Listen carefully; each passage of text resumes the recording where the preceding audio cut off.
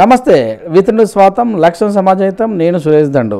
సికింద్రాబాద్ ఒక చరిత్రాత్మకమైనటువంటి పేరు. సికింద్రాబాద్ అంటే ఒక రాజుల పీరియడ్ నుంచి కూడా ఆంగ్లేయులు పరిపాలించినప్పటి నుంచి కూడా ఒక సంచలనమైనటువంటి పేరు. సికింద్రాబాద్ నియోజకవర్గంలోని మెట్టుగూడ ప్రాంతానికి ఒక ప్రాముఖ్యత ఉంది. ఇక్కడ అన్ని ప్రాంతాల వాళ్ళు నివసిస్తున్నారు, మాస్ పీపుల్ ఎక్కువ. అలాగనే స్టేషన్లో రైల్వే స్టేషన్ పనిచేసేటటువంటి కార్మికులు అందరూ కూడా ఉండేటటువంటి ప్లేస్. 80% మాస్, 20% రైల్వే స్టేషన్ కార్మికులు. ఇవన్నీ చూసుకుంటే మరి ఇక్కడ ఉన్నటువంటి పరిస్థితులు ఎలా ఉన్నాయి? కార్పొరేటర్ పిఎన్ భార్గవి గారు మనతో ఉన్నారు. ఎలక్షన్లో వారు ఎలాంటి హామీలు ఇచ్చారు, మరి ప్రజలకు ఎలా చేరువవుతున్నారు? ప్రస్తుతం వాళ్ళ ఎమ్మెల్యే మినిస్టర్ పద్మారావు గౌడ్ గారు మళ్ళీ గెలిచారు. అసెంబ్లీలో ప్రమాణ స్వీకారం కూడా అయిపోయింది. మరి కొత్త సమస్యలతోటి వారి దగ్గరికి ఎలా వెళ్తారో వారిని అడిగి తెలుసుకుందాం. నమస్తే మేడం. నమస్తే అండి. ఎలా ఉన్నారు? బాగున్నాను సార్, థ్యాంక్ యూ. కార్పొరేటర్ గెలిచారు, 3 సంవత్సరాలు కూడా కంప్లీట్ అవుతుంది. అసలు మీరు మొదట కార్పొరేటర్ అయిన తర్వాత ఎలాంటి హామీలు ఇచ్చారు, అవి ఎంతవరకు నెరవేరినాయి? ఇప్పటి వరకు కూడా మా ఏరియాలో అంటే మెట్టుగూడ డివిజన్ ఏరియా మొత్తం కూడా ఎక్కువ మట్టుకు ఇక్కడ ఉండే పీపుల్ అంతా కూడా స్లమ్ ఏరియా. ఇక్కడ సివరేజ్ లైన్ ప్రాబ్లం చాలా ఉండింది, వాటర్ లైన్ ప్రాబ్లం చాలా ఉండింది. నేను గెలిచిన తర్వాతే ఒక 3-4 మంత్స్కే మినిస్టర్ గారి ద్వారా మేము ఆ పనులు చాలా ముగించినాం. 30% వరకు స్టార్టింగ్లోనే ఫినిష్ జరిగింది. తర్వాత ఇప్పుడు ఏవైతే మేము కొత్తగా వాళ్ళకి చెప్పామో ఎలక్షన్స్ బిఫోర్, అవన్నీ కూడా అంటే ఈ 3 ఇయర్స్లో గ్యాప్లో చాలా కూడా ఫినిష్ చేసుకున్నాం. మేము ఇచ్చేది ఏంటంటే మెయిన్గా మెట్టుగూడలో గ్రేవ్యార్డ్ది చాలా పెద్ద ప్రాబ్లం అండి. ఎందుకంటే అక్కడ అది గ్రేవ్యార్డ్ లాగా లేదండి అసలు, ప్రతి ఒక్కరికి కూడా తెలుసు. కానీ మేము అది మొదలు పెట్టాము ఎలక్షన్ బిఫోర్. సో అది కంప్లీట్ చేయబోతున్నాం. ప్రతి ఒక్క జనం కూడా ఇప్పుడు మమ్మల్ని అడిగేది డబల్ బెడ్రూమ్ గురించి, వేరేది ఏది అడగట్లేరు. వాళ్ళకు కూడా హామీ ఇచ్చారు మంత్రి గారు. సో గెలిచిన తర్వాత తప్పకుండా ఎవరైతే పేదవాళ్ళు ఉన్నారో, లేని వాళ్ళు మొత్తం కొంతమంది ఉంటారు ఉండి కూడా అలాంటిది, లేని వాళ్ళకి తప్పకుండా వచ్చేలా ప్రయత్నం చేస్తామని మంత్రి గారు చెప్పారు. తప్పకుండా వాళ్ళకి కూడా ప్రయత్నాలు చేస్తున్నారు. ఇక్కడ చనిపోతే పూడ్చిపెట్టేటందుకే ప్లేస్ లేదంటారు. మరి ఒకప్పుడు 20 సంవత్సరాల క్రితం 12 ఎకరాలు ఉన్నటువంటి ఆ శ్మశాన వాటిక కబ్జాలు జరిగి ఇప్పుడు 2 ఎకరాలు అయిందని కూడా తెలుస్తుంది. అయితే మరి డబుల్ బెడ్రూమ్ ఇక్కడ ప్లేసే లేదు, చనిపోతే పూడ్చేటటువంటి ప్లేసే లేని ప్లేస్లో డబుల్ బెడ్రూమ్ ఎలా పూడ్చారని ప్రజలకు చిన్న అనుమానాలు ఉన్నాయి. దాన్ని ఎలా మీరు నివృత్తి చేస్తారు? ఇప్పుడు మీరు చెప్పింది కరెక్టే. యాక్చువల్గా మంత్రి గారు, సీఎం గారు ఇల్లు ఇవ్వడానికి వెనకకేం వెళ్ళట్లేరు. ప్లేస్ లేనందువల్లే ఆగిపోయారు. సో మెట్టుగూడలో ఎలాగంటే ఇది ఇంకా దారుణం. మాకు ప్లేస్ లేదని వేరే ప్లేస్ దగ్గర కూడా మాట్లాడడం జరిగింది. అది లాలపేట దగ్గర ఆల్రెడీ మీ అందరికీ కూడా తెలిసింది. సో అక్కడ మాట్లాడుకొని ప్రతి ఒక్కరికి కూడా అక్కడ వచ్చేలాగా ప్రయత్నాలు చేస్తున్నాం అన్నమాట. సో ఇక్కడ ఉన్న వాళ్ళకు కూడా అదే హామీ ఇచ్చాము, మన దగ్గర లేదు మరి వేరే ప్లేస్కి మీరు వెళ్తారా అని అంటే ఖచ్చితంగా అమ్మ మీరు ఇస్తే మేము వెళ్తామనే వర్డ్ వాళ్ళు ఇచ్చారు. సో అలాగా మనకి లేని ప్లేస్లో మనం ప్రయత్నాలు లేకుండా ఎక్కడైతే ఉన్నదో వీళ్ళకి అందుబాటులో ఉండి కొంచెం మనకు దగ్గరలో మంత్రి గారు అది కూడా చూసుకుంటున్నారు. సో ఖచ్చితంగా అక్కడ కూడా వాళ్ళకి ఏర్పాట్లు చేయబడుతుంది. ఇంకొకటి ఏదైతే ఇప్పుడు 2 ఎకరాలు ఉందని చెప్తున్నారో అది 2 ఎకరాల కంటే కూడా తక్కువే ఉంది. ఎందుకంటే అది మొదలు పెట్టినప్పటి నుంచి ఎవ్రీడే నేను శ్మశానంలో 2 గంటలు కూర్చొని చేయిస్తున్నాను. అదే శ్మశాన వాటికలో ఎవ్రీడే 2 hours పోయి కూర్చున్నాను. ఎక్కడ ఏ ఫంక్షన్ వాళ్ళు అక్కడిక్కడ కాదు, దాంట్లోకి వెళ్ళి కూర్చొని చేయిస్తున్నాం వర్క్. సో ఇప్పుడు అది బాగైన తర్వాత ప్రతి ఒక్కరు కూడా సంతోషంగా ఉంటారు. ఎందుకంటే డబుల్ బెడ్రూమ్లో ఒక 4 రోజులు తిని నిద్రపోతారు, కానీ లైఫ్ టైం ఇంకా అయిపోయిన తర్వాత అక్కడే ఉండాలి. కాబట్టి everyone will be happy in Mettuguda. Actually నిజమేనా? అక్కడ ఉన్నటువంటి కొన్ని సమాధులు డబ్బులకు అమ్ముకున్నారని టాక్ కూడా వస్తుంది, అది ఎంతవరకు నిజం? ఇది మేము చిన్నప్పటి నుంచి జరిగింది. యాక్చువల్గా ఇది మేము రాని కాలంలో ఇదంతా జరిగింది. అప్పుడు మాకు అడిగేవారు ఎవరు లేరు, ఏం చేసేవారు లేరు. కానీ ఎప్పుడైతే ఒక ఎడ్యుకేటెడ్ పీపుల్కి ఛాన్స్ ఇచ్చారో పద్మారావు గారు, ఆయన ఇచ్చిన ఛాన్స్ వల్ల ఈరోజు మాకు ఆయన నిల్చుని లేదు ఉన్నదాన్నైనా మేము కాపాడుకుంటాం అనే దీంతో ముందుకెళ్తే ఆయన మాకు హెల్ప్ చేసి అక్కడ నిల్చొని లేదు మీరు ఇది మొదలు పెట్టేయండి ఉన్నవైనా కాపాడుకోవాలని చెప్పేసి ఆయన స్టార్ట్ చేయించారన్నమాట. అది అయితే ఇప్పుడున్నటువంటి ఈ మెట్టుగూడ ఒక ఓల్డ్ సిటీ, పాత నగరం. అయితే సివరేజ్ ప్రాబ్లం కూడా వర్షం పడితే మొత్తం కూడా జలమయం అవుతుంది. అంటే మీరు గెలిచక ముందు జరిగినటువంటి పరిణామాలు, మరి మీరు గెలిచిన తర్వాత ఈ సివరేజ్ ప్రాబ్లం కానీ అయితే ఇంకా కొన్నాళ్ళు మురుగునీరు మంచినీరు కలిసి కూడా వచ్చిన కంప్లైంట్లు కూడా వచ్చాయి. వీటి విషయంలో ఒక విద్యావేత్తగా, ఒక రాజకీయ నాయకురాలుగా ఎలా ముందుకెళ్తారు? ఇప్పుడు మీరు చెప్పింది కరెక్టే. ఈ పొల్యూటెడ్ వాటర్ వచ్చేసి ఇప్పుడు కాదండి, ముందు నుంచి బాగుండింది. అయితే ఏదైతే మేము ఈ ఫీల్డ్కి వచ్చిన 3-4 మంత్స్కే మేము సివరేజ్ లైన్ స్టార్ట్ చేసాం. ఎక్కడంటే మెట్టిగూడలో ఇప్పుడు వరకు కూడా 23 ప్లేసెస్లో మేము చేంజ్ చేసాం. 23 ప్లేసెస్. అది చిల్కల్గూడ లెఫ్ట్ సైడ్ మొత్తం కూడా మెట్టిగూడ డివిజన్ అండరే వస్తుంది. సో అక్కడ నుంచి ఈ మెట్టిగూడలో నాలా ఉండింది కదండి, మన రోడ్డు పై నుంచి తిన్నగా మళ్ళీ దూద్బాయ్ నుంచి చిల్కల్గూడకి వెళ్తుంది. ఆ లైన్ని మేము క్లియర్ చేస్తాం. ఇన్ని ఇయర్స్లో ఏ ఒక్కరు కూడా అది టచ్ చేయలేదు. ఎంతమంది వచ్చి వెళ్ళారు కానీ ఏ ఒక్కరు టచ్ చేయలేదు. మేము ఎవరికి వెళ్ళి అడగాలో కూడా తెలియలేదు అప్పట్లో. ఇప్పుడు మాకు ఉంది కాబట్టి మేము మాది ఫస్ట్ క్లియర్ చేసుకోవాలని చెప్పేసి ప్రతి ఒక్క ఏరియాకి మేము విజిట్ చేసుకొని అది కనుక్కున్నాం కాబట్టి అదే క్లియర్ చేసాం. మేజర్గా మాకు వచ్చే ప్రాబ్లం ఏంటంటే ఇక్కడ రైల్వే అండర్ బ్రిడ్జ్ ఒకటి ఉండేది, అక్కడ చాలా మేజర్ ప్రాబ్లం. సో అది కూడా ఇప్పుడు మేము పెట్టామన్నమాట.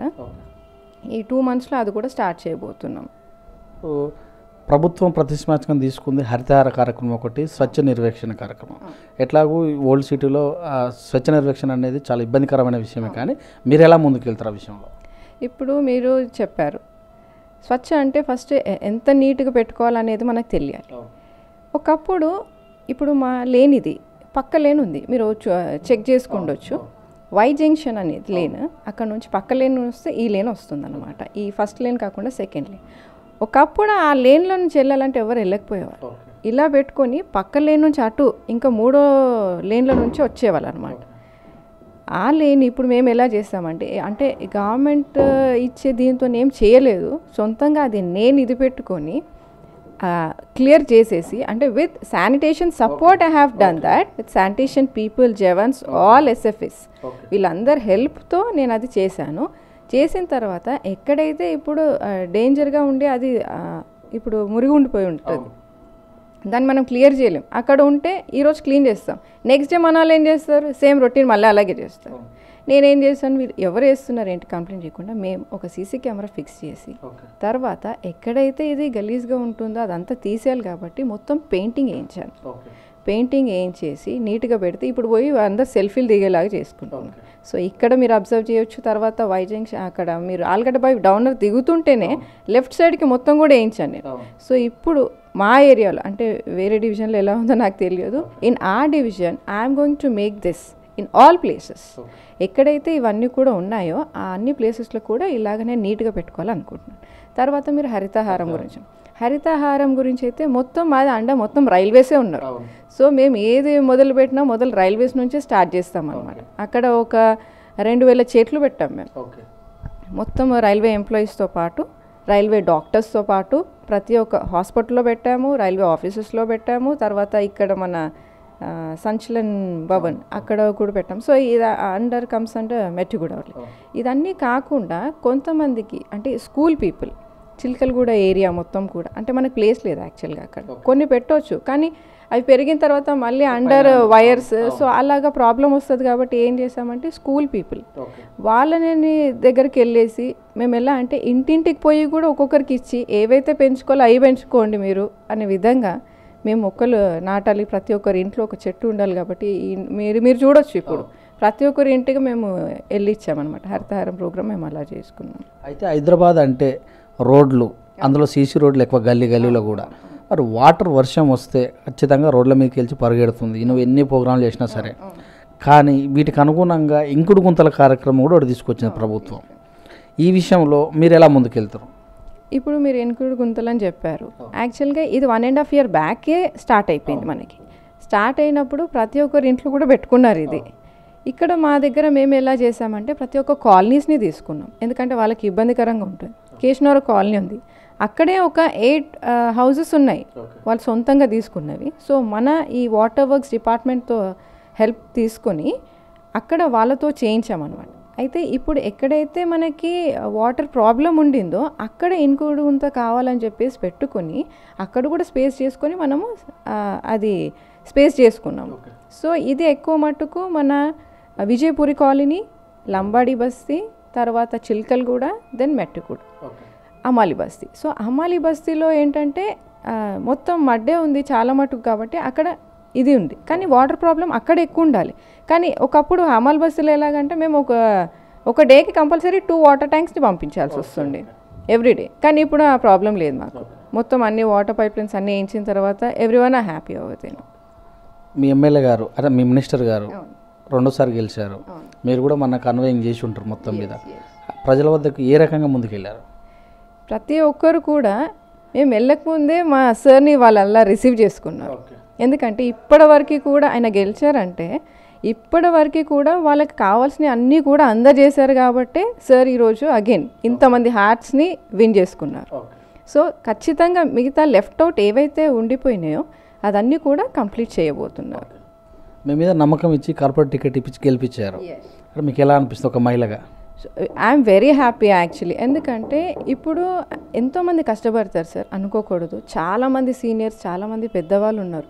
వాళ్ళు ఎంతో కృషి చేసి మనకి పోస్ట్ రావాలి అనే దీంతో చాలా ప్రయత్నాలు చేస్తారు. కానీ మంత్రి గారు పద్మరావు గారు ఏం చేశారు, ఒక ఎడ్యుకేటెడ్ పీపుల్కి, ఒక మహిళకి ఇస్తే వాళ్ళకు ఒక్క ఛాన్స్ ఇచ్చి చూస్తే ఎలా ఉంటుందనే దీంతో ఆయన మాకు ఒక బ్లెస్సింగ్ అనుకోవాలి. నిజంగా ఆయన మాకు ఒక ఛాన్స్ ఇచ్చారు. We are very thankful for that. And మాకు ఒక ఛాన్స్ ఇచ్చినప్పుడు ఒకప్పుడు మేము అనుకునే వాళ్ళం only college I used to work and I used to finish my work.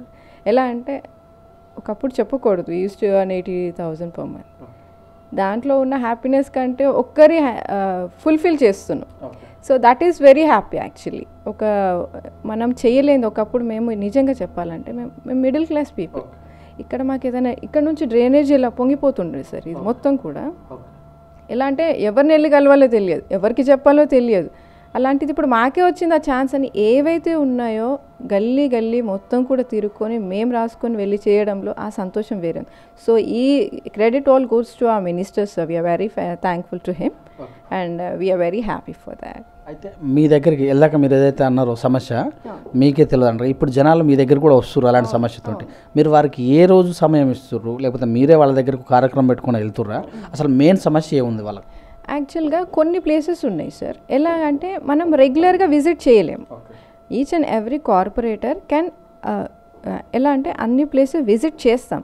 కానీ ఒకరోజు అక్కడ విజిట్ చేసినప్పుడు ఈ ప్లేస్లో ఏం జరుగుతుందో మనకు తెలియదు. అయితే మేమేం చేస్తామంటే మా అండర్ వార్డ్ మెంబర్స్ ఉన్నారు, 7 వార్డ్ మెంబర్స్. ఆ వార్డ్ మెంబర్స్ అండర్ మళ్ళీ ఒక 5 మెంబర్స్ ఉన్నారు. ఏ ఏరియాలో ఏం జరుగుతుంది అనేది ఒక వాట్సాప్ గ్రూప్లో ఉంటుంది. ఏదైనా ప్రాబ్లం ఉంటే దాంట్లో పెట్టేస్తారు. సో ఇమీడియట్గా అది దేనికి సంబంధించిందో ఒఫీషియల్స్ కూడా మా ఒక గ్రూప్లో ఉంటారు. All GHMC officials, water work officials, everyone. మేము వాళ్ళని అది పోస్ట్ చేయమని చెప్తాం. ఎవరైతే వాళ్ళకి తెలియని పర్సన్స్ ఉంటారో వాళ్ళు మన దగ్గరికి వస్తారు. వచ్చినప్పుడు వాళ్ళకి ఏ రోజు జరుగుతుందో లేదు వాళ్ళది ఇమీడియట్గా అదే టైంలో మనం చేయాలంటే ఒఫీషియల్స్ని ఇమీడియట్గా పిలిపించేసి ఆ ప్లేస్కి మేము వెళ్ళిపోతాం. నేనే వెళ్ళిపోతాను డైరెక్ట్. ఒఫీషియల్స్ని అందరినీ కూడా అక్కడ పిలిపించుకుంటాను. కొన్ని ఎలాగంటే దూరంలో ఉంటారు, వాళ్ళు ఆఫీస్లో ఉంటారు, పోస్ట్ చేస్తారు. పోస్ట్ చేసినప్పుడు ఏం చేస్తామంటే దాన్ని బట్టి ఆ ఒఫీషియల్కి చెప్పేసి మేము ఆ ప్లేస్కి వెళ్ళిపోయి వాళ్ళని అక్కడికి వచ్చేసి ఎవరైతే మెయిన్ పర్సన్ కంప్లైంట్ పెట్టారో అది చూసుకుని అది క్లియర్ చేసే ఇది చూసుకుంటాం. ఎవ్రీ టైం ఇదే జరుగుతుంది. రాజకీయం అంటే కార్యకర్తల బలం కంపల్సరీ కావాలి, తెలిసిన వాళ్ళ బలం కంపల్సరీ కావాలి. మరి వారి యొక్క అండ ఎలా ఉంది? మీరు ఏ రకంగా ముందుకెళ్తారు వారితో?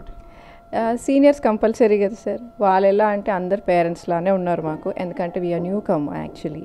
ఇప్పుడు 3 years అయింది కాబట్టి so experienced with all the support only.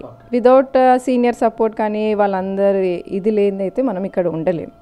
So నేను అందరికీ ఒక వాళ్ళ డాటర్ లానే ఉన్నాను. So they are receiving me like that only. Very happy with all those people. అయితే ఎక్కువ ఫాలోవర్స్ అయితే మీ కార్యకర్తలు ఏంటంటే నాకు కార్పొరేటర్ తెలుసు అని కొన్ని చాటుమాటు దందాలు కూడా చేసే అవకాశం ఉంటుంది. వారి విషయంలో మీరు ఎలాగ ముందుకెళ్తారు? యాక్చువల్గా ఇప్పుడు దాని గురించి మనం ఏం మాట్లాడలేమండి.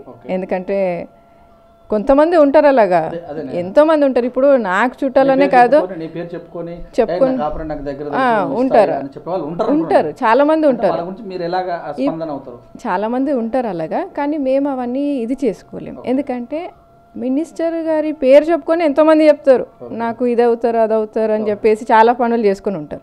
So we are newcomers. మా పేరు ఇంకా చాలామంది చెప్పుకొని ఏదైనా చేయొచ్చు. బట్ మేము జెన్యున్గా సిన్సియర్గా ఉన్నాం. We are doing our work. Each and every person knows in మెట్టు కూడా వాట్ ఈస్ భార్గవి. సో ఎలా అంటే ఒక పర్సన్ కన్స్ట్రక్షన్ చేసుకుంటున్నా కూడా మీరు వెళ్ళి అడగొచ్చు. అంటే మా లీడర్స్ ఎవరైనా వెళ్ళారా, ఎవరు వెళ్ళారా అనేది. ఎందుకంటే మేము ఒక చిన్న తప్పు చేసినా కూడా మాకంటే ముందు మా మంత్రి గారికి తెలుస్తుంది. మా మినిస్టర్ గారు మమ్మల్ని మంచి దీంట్లో పెట్టి నడిపిస్తున్నారు. So we are on the way, that's it. రాజకీయం చేయాలంటే ఎలక్షన్లో నిలబడాలంటే మరి భారీగా ఖర్చుతో కూడుకున్న విషయం మరి ఎలాగ ముందుకెళ్తారు ఆ విషయంలో? ఇప్పుడు మీరు ఎలక్షన్స్ ద్వారా అంటున్నారు, మాకు ఏదైనా ప్రాబ్లం ఉంటే we go to directly minister sir only, because we doesn't go anywhere. And my father is railway employee. He retired now. I used to work before, but now I'm not working. మేము ఈ ఫీల్డ్లోకి వచ్చిన తర్వాత మేము అది ఇది చేసుకొని మేము అప్పులు కావడం తప్పితే మేము ఇది చేసుకోవడానికి ఏం లేదు ఇక్కడ. ఎందుకంటే మాకు ఏదైనా ప్రాబ్లం వస్తే చూసుకోవడానికి మా మంత్రి గారు ఉన్నారు. ఏదైనా ప్రాబ్లం వస్తే will go directly this what this that's it. But వేరే ఏది సపోర్ట్ మాకు ఇది లేదు. ఆ ఎలక్షన్స్ అంత ఇది వచ్చినా కూడా then do we have support, all leaders are there, they'll take care. So we move like that. But ఇదని అంటే you can just do enquiry, you will come to know that's it. ఇంటికి దీపం ఇల్లాలు, ఇల్లు చక్కబెట్టేది ఇల్లాలే. ఆ ఇల్లాలకే మరి డివిజన్, మెట్టుగూడ డివిజన్ చక్కబెట్టే అవకాశం వచ్చింది. ఇందులో మీరు ఎంతవరకు సఫలమయ్యారు? ఇప్పటి వరకు అయితే ఏవైతే మాకు గవర్నమెంట్ ఇచ్చారో నిధులు, దాని నుంచి మేము చాలా మటుకు కూడా కంప్లీట్ చేసాం. ఎందుకంటే ఇప్పటి వరకు ఎన్ని పెండింగ్లో ఉన్నాయో అవన్నీ కూడా చాలా మటుకు కంప్లీట్ చేసాం. ఇంకా చాలా ఇప్పుడు wants are unlimited sir. One want is satisfied, other want takes place. So మన ప్రాబ్లమ్స్ కూడా అంతే. ఒక్కటి ఇదేంటంటే అది జిహెచ్ఎంసీ వర్క్స్ అంటే ఇది అంతులేంది, ఎప్పటికీ అది జరుగుతూనే ఉంటుంది. మా జాబ్ మేము చేస్తూనే ఉండాలి. సో అది వస్తూనే ఉంటాయి, అవి ఆగని, కాబట్టి మేము చేసుకుంటూనే ఉంటాం.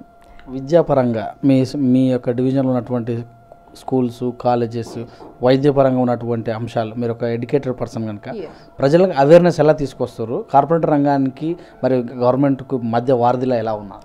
ఇప్పుడు వచ్చేసి మా ఏరియాలో గవర్నమెంట్ స్కూల్ ఉండండి సార్.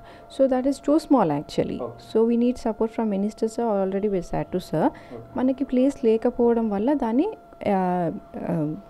కొంచెం డెవలప్ చేయడానికి ప్రాబ్లం అయింది. So once we get that chance, sir is ready to do that. ఇంకొకటి, ప్రతి ఒక్క స్కూల్ కాలేజెస్లో మీరు ఇక్కడున్న స్కూల్స్ కాలేజెస్ని అడగొచ్చు. బికాస్ నేను స్కూల్లో వాళ్ళతో కాలేజెస్లో కలిసిపోతాను. So they are very close to me. And ఏది ఉన్నా కూడా, ఒక హరితహారం ప్రోగ్రామ్ అయినా కూడా, లేదు ఏదైనా అవేర్నెస్ ప్రోగ్రామ్ అయినా కూడా, ప్రతి ఒక్క స్కూల్ని మేము టచ్ చేసుకుంటూ వెళ్తాం. ఎక్కువ మట్టుకు స్లమ్ ఉన్న ప్లేసెస్లో ఉన్న స్కూల్స్ని టచ్ చేస్తాం. ఎందుకంటే అది అవేర్నెస్కి బాగానే ఉంటుంది. 2 ఉన్నాయి మన దగ్గర గవర్నమెంట్ స్కూల్స్. ఒకటి వచ్చేసేమో మెట్టుగూడలో ఉంది, and other one is Chilkalguda colony school, railway colony school. It is railways only. అక్కడ కూడా కొంచెం ప్రాబ్లం ఉంది. కాకపోతే కొన్ని రైల్వేస్వి కూడా ఉన్నాయి కాబట్టి మేము సడన్గా జిహెచ్ఎంసీ నుంచి కూడా డైరెక్ట్గా వెళ్ళి వర్క్ చేసుకోలేం. అలాగని చాలా పెండింగ్లో ఉండిపోతాయి అనమాట. సో అండర్ రైల్వేస్ నుంచి కూడా మేము పర్మిషన్ తీసుకోవాలి. After that GHMC, then we can do both. పెద్ద చదువు చదువుకొని పెళ్ళి, చిన్న చిన్న బాయ్స్, రాజకీయ రంగం ఎప్పుడు సమస్యలతో కూడుకున్నది. ఈ రెండింటిని ఎలా, ఫ్యామిలీని రాజకీయ రంగాన్ని ఎలా మెయింటైన్ చేస్తారు? With my family support actually. With my mom and dad, both are they my husband. So వీళ్ళ సపోర్ట్తో నేను ఫ్యామిలీ అండ్ రెండింటిని కూడా చూసుకుంటున్నాను. ఎందుకంటే నాన్న కానీ హస్బెండ్ కానీ ఫీల్డ్లో రారు. They don't know what is what also. Because నీ జాబ్ నువ్వు చేసుకోమ్మా, నీది ఫినిష్ అయిన తర్వాత మళ్ళీ నువ్వు ఇంట్లోకి రావాల్సి వస్తుంది, కానీ మేము దాంట్లోకి వచ్చేది ఉండదు అని చెప్తారు ఇద్దరు కూడా. సో ఇంట్లో పిల్లల్ని చూసుకోవడం అదన్నీ కూడా మమ్మే చూసుకుంటారు. నాకు ఏంటనేది కూడా అసలు తెలియదు, అంత జాగ్రత్త చూసుకున్నారు. కాబట్టి ఈరోజు నేను బయట మార్నింగ్ వెళ్తే ఏ టైంకి వస్తానో తెలియదు, లంచ్ కూడా ఉండదు. ఆమె again she'll prepare for my kids and for me two. So అలా చూసుకుంటారు కాబట్టి మనకి ఇది తెలియదు. సో ఈ పాలిటిక్స్, పొలిటీషియన్స్ మొత్తం అంతా కూడా ఏదైతే ప్రాబ్లం ఉన్నా కూడా మినిస్టర్ సార్ గారు ఇంకా వాళ్ళ ఫ్యామిలీ అన్నయ్య వాళ్ళు ఏది ఉన్నా ఒక కాల్ చేస్తే దిల్ క్లియర్. ఎందుకంటే కొంతమంది అఫీషియల్స్ ఉంటారు, మాకు పని చేయకపోవడము, పెండింగ్లో పెట్టడం అలాంటివి జరుగుతుంటాయి సమ్ టైమ్స్. అది ఎందుకు జరుగుతుంటాయి అనేది మేము డైరెక్ట్గా వెళ్ళి చెప్పాల్సి వస్తుంటుంది. అప్పుడు మాకు తెలిసింది ఏంటంటే కొన్ని వర్క్స్ పెండింగ్లో టెండర్ కాలేదు, అలాంటివి ఉన్నప్పుడు ఆఫీషియల్స్తో మాకు ప్రాబ్లం అవుతుంది. If not all are supportive only. Without they support we can't do anything actually. ప్రతిపక్షాల వాళ్ళైతేనేమి మీరంటే పడని వాళ్ళు, భార్గవి గారు అసలు తిరగట్లేదు, సామాన్య ప్రజలను కలవట్లేదు అని కామెంట్ చేస్తున్నారు కదా, వారి గురించి మీరేం చెప్తారు? ఇప్పుడు చెప్పే వాళ్ళందరూ చెప్తుంటారు, మనం just we have to do what we are doing. మనం వినిపించుకుంటే మనము దాన్ని ఇది చేయలేము. సో మన జాబ్ మనం చేసుకోవాలి, దట్స్ ఇట్. భార్గవి గారు రాజకీయంలోకి రాకపోయే ముందు ఏం చేసేవారు, ఎలా ఉండే జీవితం? సో యాక్చువల్లీ ఐ వాజ్ ఇంతకుముందు నేను నా మొత్తం కెరియర్ అంతా కూడా మై ఫుల్ కాలేజ్ టైమింగ్స్ నుంచి ఇప్పటి వరకు కూడా I used to do work. నేను ఎంత చాలా కష్టపడినాను సార్ అనకూడదు. ఈచ్ అండ్ ఎవ్రీ ఒక 3,000 రూపీస్కి I used to work Madhapur in intermediate only. After that worked in Stanza Textiles as a HR. So after that ఎలా అంటే డాడా ఇచ్చిన దీంతోని ఇంట్లో మొత్తం పిల్లలందరికీ కూడా చదువు చెప్పడం, నేను చదువుకుంటూనే వాళ్ళకి చదువు చెప్పడం, ఇంట్లో ఒక ట్యూటోరియల్స్ పెట్టుకున్నాను అనమాట. మొత్తం కూడా ఎలా అంటే from 6th standard to MBA students వరకు ఇప్పటికి కూడా నేను ట్యూషన్స్ చెప్తున్నాను. Still in evening classes will go on.